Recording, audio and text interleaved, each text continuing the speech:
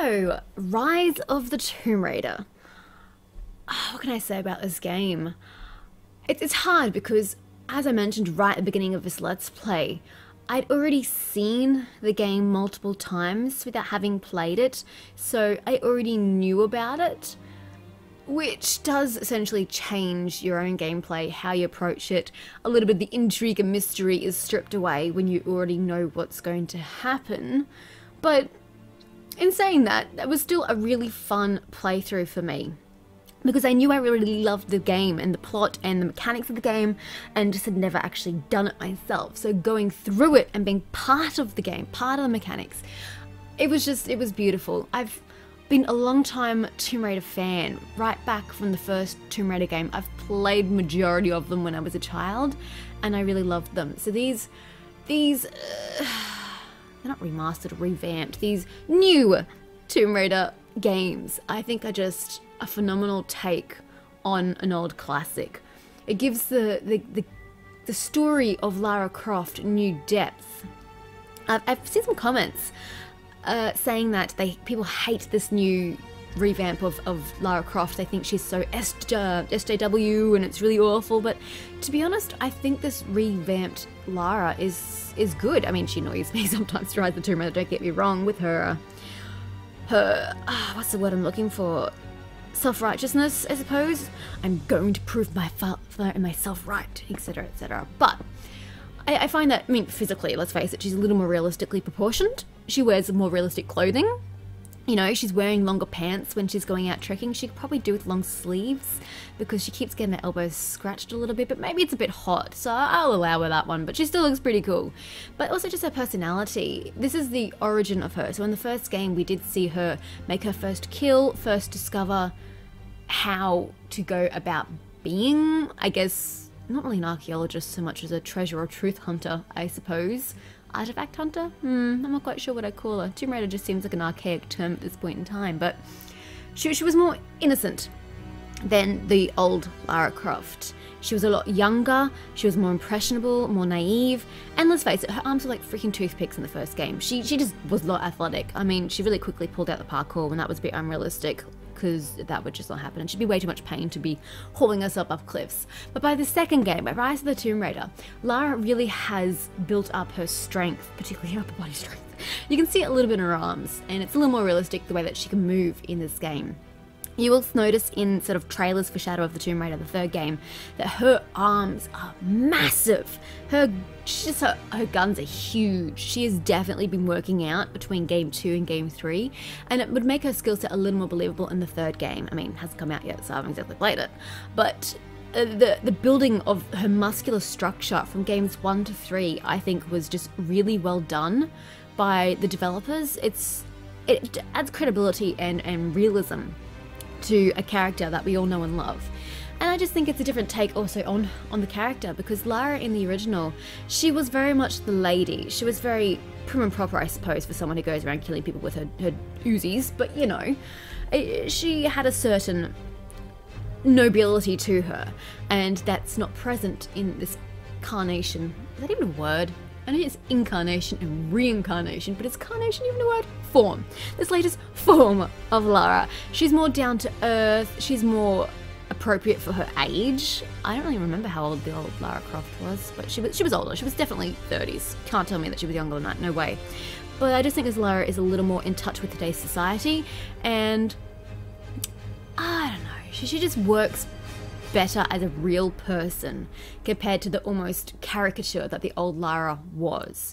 Then again, I am viewing the old games through a child's perspective. I only played them when I was a child in like early mid-teens. I don't remember most of the games, I will be perfectly honest with you, because it's just been so long and your memory's not that great when you're a kid. So I could have a slanted perception of the old Lara.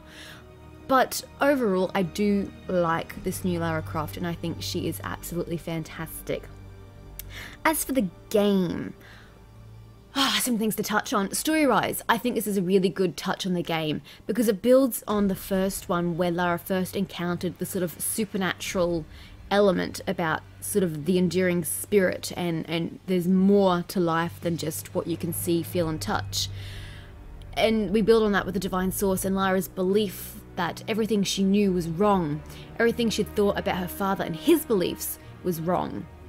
And even though it annoys me, to a certain point I've got to admire her spirit and her dedication in trying to prove her father right, to try and prove that he wasn't crazy based on what she's seen for herself. It's pretty admirable that she can admit that she was wrong and then seek to prove it.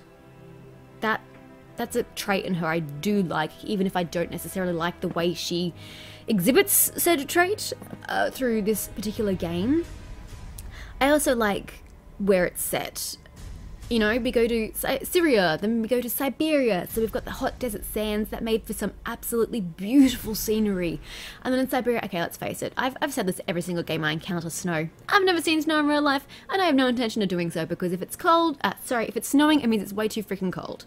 But having a game set in a snow area, I find just magical in a way. Just the way that her boots crunch onto the powdered snow, and then just the way it glitters in some lights, and then just the shimmer of the ice, and the way she's got to climb up it. It makes for a very aesthetically pleasing landscape for a game. And that's what I have to say about most of this game. It's beautiful, even the awful dark places. It's just, it's well crafted, well created, realistic, I guess, as much as a game can be realistic when it's set in non-real situations.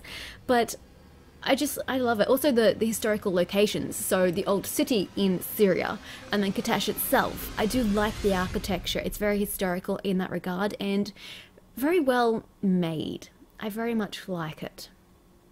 And then the puzzles in this game. We all know I'm not the best puzzle person. Sorry, I completely deviated, but I was thinking of Katash. I'm not great at puzzles. Sometimes I enjoy puzzles, sometimes not so much, because I get frustrated really easily because I have no patience whatsoever. But the puzzles in this game weren't too bad. I mean, I was biased in that I'd already seen how to do most of the puzzles. I mean, some of the tombs I hadn't seen, so it was all guesswork. And some things, even though I had seen them, still took me a while to get through. But for the most part, the puzzles were pretty straightforward. I mean, they took a little bit of thinking, but not too much thinking, which was great. I never felt like I had to Google something to figure out how to do something. It just required a bit of thought and maybe a bit of hint on Lara's behalf to figure out how to approach a particular issue. Anyway, back to the story. Completely, tangent, that's what I do all the time. I like the idea of the divine source. I like the idea of Jacob being the prophet and enduring through the power of the divine source. And just his people, the remnant, hiding in the mountains to protect the divine source, and the whole Katash thing, the guardians of Katash, they were pretty cool. I liked them. All of this, I love the plot and the whole overarching issue of Trinity. I think it's a very engaging concept. To remember, oh God, I told you, I don't really remember the original games, but I think Natla Corp, Natla Enterprises, Natla something is an overarching concept in some of the games, but not many, dealing with Lara's origin and with her mother. I think it might have been the redone versions of the originals, more so than the originals. I don't remember. It's been way too many years since I played them, but I think there was loosely some sort of connecting thread in some of the games, but for the most part they felt pretty individual. So having this tie-in with Trinity in all three games, actually, technically they weren't really present in the first game per se. I think they were mentioned peripherally. They weren't the focus of the game, but having them definitely present in games 2 and 3 is a great idea, and I look forward to seeing how Trinity comes out in the third game, because it's going to be the demise of Trinity. I mean, it has to be. It's only going to be an origin trilogy. I mean, I hope they make more Tomb Raider games afterwards, but for the origin concept, Trinity has to end in the next game. But Rise of the Tomb Raider, keep deviating. What can I say? I like the game mechanics. I like having the bow as a primary weapon compared to the dual-wielding pistols in the prior games. I like that it just makes the games different from the originals. You don't want to straight-out copy her predecessor. And for the most part, bows are underrated in many video games. Everyone uses guns in first-person shooter games and whatnot. So I do like the inclusion of an archaic weapon in a modern game, especially since it gives her more stealth options, rather than just like a silenced pistol and whatnot. It's a little more getting in touch with nature, I suppose, because she does craft all the bows herself, from what I recall. Well, I mean, I know she picks up ones in the game, but like plot-wise, she makes all her bows herself. And it's just a cool skill that I would never have. But I like that Lara is adaptable. She's able to adapt to her surroundings and work out with the resources that she has with her and can use it to survive. That's a good trait that she has that she never had in the originals, or at least it was never shown in the original series. The ability to adapt and be resourceful and think on her feet in this concept. Whereas in the previous ones, Lara just shot her way through everything because she had uber cool guns. That was just the way she rolled. All in all though, I do like Rise of the Tomb Raider. I think because I was trying to do a lot of the optional crypts and the tombs, and then there was the Baba Yaga DLC, I ended up getting enough XP to max out almost all of the stats, all of the abilities, and it kind of, by the end, it was like, I just don't care what stats I get. So I think maybe there should be less XP or more ability options that you can't max out the abilities, so you actually have to be a little more picky about which ones you choose along the way. That way it gives more value to each ones that you pick. I don't know, that's just how I feel, because I got kind of over it by the end. Yeah. But still, I did like the option, all the individual options and what they did. I felt like it added to the game. At first, you know, I felt like it was important what I chose, and what I chose did help my gameplay. On that note, I definitely liked the auto-aim ability of the bow, because I'm terrible at aiming on a controller, absolutely shit, and I do feel that as Lara gets better, she'd have a lot more skill than I would, because I don't improve, but she would. So having that auto-aim ability, where it locks on if you hover over somebody, that was, I mean, it's not realistic, but realistic at the same time, because she would improve and she would have far more skill than I would have. So that was kind of cool and very useful later on, because there are so many enemies and I just suck. So yay for that ability. That was fantastic. Logistically, I liked the stealth mode, I guess, in this game. Obviously, it's not realistic, you know, when you hit R3 and she goes into that sort of visual mode, and your enemies either glow yellow or red. Red if someone else can see them, yellow if no one else can see them, so you know which one to attack in stealth. That is a fantastic game dynamic, don't get me wrong, I absolutely love it. It makes it easier for you to use stealth, to attack people a little more strategically, and to go about your gameplay a little more thoughtfully than just to go in and just smash your way through it. But on the flip side, it's so unrealistic. Like, you're not gonna know magically if someone can see somebody else. There could be somebody hiding around a corner that you can't even see, that can see the dude in front of you.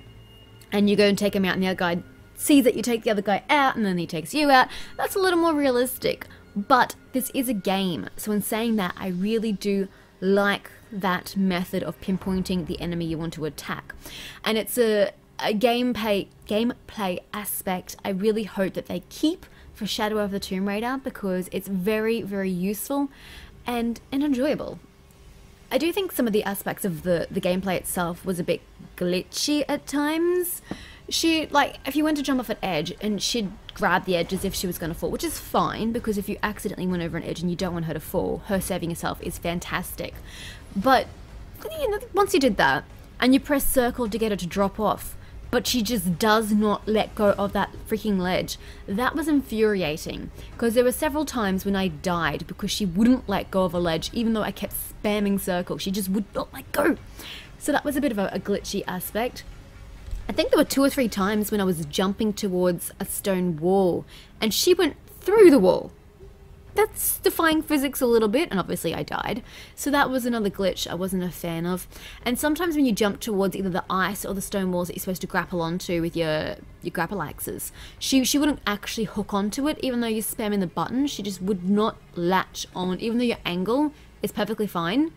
That was a little clunky in that regard, but not too frustrating, because you can easily redo that part. I mean, that wasn't, I was going to say it wasn't life or death, but it kind of was for Lara. But for me, it wasn't life or death. It was fine. I didn't mind redoing that part.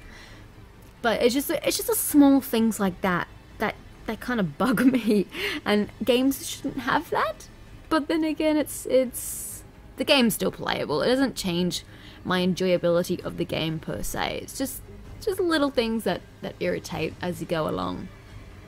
I don't think I had many other things. Oh, other than her melee. Her melee is absolutely shit. I mean, you have 2 sharp axes in your possession. all you have to do is swing out real hard and you're gonna hit something. But if you spam triangle, sometimes she just stands there like a nitwit and just does nothing. It's like, Lara, for God's sake, hit something, anything, do something. And then she'll swing out in strange directions, even though you're sort of directing her to swing out in a certain direction. And there's just such a huge delay between when she strikes something. She'll like swing and hit, and then we'll wait, and then we'll swing again. It's like, no, you are fighting for your life, Lara. Can I have a little more fury from you, a little more frenetic pace about your hitting, your striking? You don't want to die. Please hit faster. So that's another aspect, because I'm a big melee fighter in games, says the person who plays mages in pretty much every single game. But maybe I was spoiled from Assassin's Creed and Uncharted, where I just liked to kill people with my fists and my blades up close and personal. Maybe I'm a little biased, but maybe swords as well.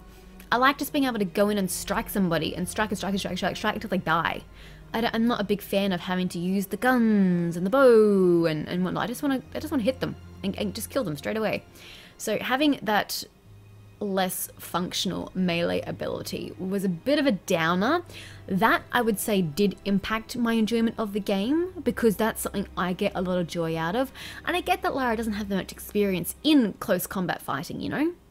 She hasn't exactly had any education in that regard. She hasn't been taught how to do it. This, you know, her grapple axe weapon thingies are not her weapon of choice. But still, realistically speaking, if you were fighting for your life, you'd be fighting a lot faster and harder than she does with her melee. So, hopefully, that is amended in the next game. Because it's such a short time between when I've played Rise of the Tomb Raider and when I'll be playing Shadow of the Tomb Raider, I'll be able to make a direct contrast and comparison between the two, so that's going to be good. But fingers crossed that shit's been fixed, or I am going to just, I don't know, I was going to say bust a nut, but that's just a really weird phrase. I'm just going to be a little angry, okay. As for the villains of the game, overall, I think Constantine and Anna were great villains. Just the way that they're set up. Anna is someone you are supposed to originally trust, because it's set up that she was friend, lover-ish to Richard Croft, and so Lara has grown up knowing Anna. And so it sets up this dynamic of her being the nice, kind character that you want to save, and then when she's brought into the mix in the Soviet installation, you're like, oh my god, Trinity is awful, they've gone back to London and captured this poor woman and is going to kill her, and oh my god, they're torturing her, and then to find out that the bitch just backstabs you, that's just soul-shattering the first time you see it. I don't think I saw that one coming the first time I watched it. I don't think I saw that, so I felt the visceral reaction of being betrayed like that. It's like, oh my god, Anna. So that was great. And I totally believed why she wanted the divine source, because she was sick. That was absolutely fine. And yeah, I mean, obviously she's an awful person. I don't like Anna, but I like the portrayal of her. I like that she is someone that I came to hate. That was well, the change and dynamic from someone you trust to someone you hate was well done. As for Constantine, he was just the great evil villain, you know? Someone who you like to hate because they're all righteous up on their religion. But also, by the end, I actually came to pity him. So he also had a character arc, kind of the reverse to Anna's. You start out, he's just the monster, the villain that you have to hate, because he's going to kill and kill and kill to get what he wants. And what he wants is not good for the world. But then you learn that him believing that this is his destiny was all manipulation on Anna's part, since he was a kid. And that's just, I feel so sorry for Constantine. His entire life, he's been lied to and manipulated by his sister, and it's sad. And that's good. I want to feel something other than hate and anger towards my villain. I want to feel a smidge of compassion, or at the very least understanding for what they're doing. And the whole thing where, I mean, yeah, he wanted the power of the divine source, let's not lie about that, but him wanting to save his sister's life because Anna was sick, that gave him realism, a realistic side to him. It gave him depth. He wasn't just this villain out to, you know, destroy the world or rule the world or whatever. He honestly had a good side to him, that he wanted to save and protect his sister who he's loved, and that was nice. It gave him depth, and I like when villains have depth. So Constantine and Anna were fantastic. I think they did the portrayal of the villains of this game well. As for Jonah, I'm kind of on the fence about Jonah. He was great in the first game. I can't believe the changes in appearance from games 1 and 2. It's hard to believe they're the same character. And when you see the differences between Jonah and games 2 and 3, holy crap, it doesn't even look like him in game 3. It's just, when I saw the trailer, I was watching it going, who the hell's this new dude? And then I find out that it's Jonah. I'm like, I'm sorry, what? It doesn't even look like him. What the hell? So I'm a little on the fence about him. I mean, I love his unwavering dedication towards Lara. He's always trying to help her, support her, give her the friendship and love that she needs. But at the same time, he wasn't afraid to tell her the truth, to tell her that what she is doing is destructive to herself and to others, and that she needed to pull her socks up because he wasn't going to stick around if she was going to continue down that path. I mean, he came back, obviously, 2 seconds later, but he wasn't afraid to tell her how it was. That was a good side to him. But him going through an avalanche through land to find Lara after she told him to go back was kind of a little TSTL, too stupid to live in a way. I mean, it does also fall under the unwavering support of Lara tree that I just said I liked, but realistically, that's just silly. And even more silly was when he got the Atlas stolen while he was carrying it. Like, wouldn't you just toss the Atlas away so that the enemies take the Atlas and you're free and safe? Why would you continue to hold the Atlas as they kidnap you? That's just silly. And then in the Gulag, when Constantine is torturing, I use the word loosely, torturing Jonah to give up information that he obviously didn't have. That was also a really random part of the game. And he had the gun and he could shoot Constantine, and Lara's like, do it. And Jonah's just like, no, I couldn't kill an unarmed man.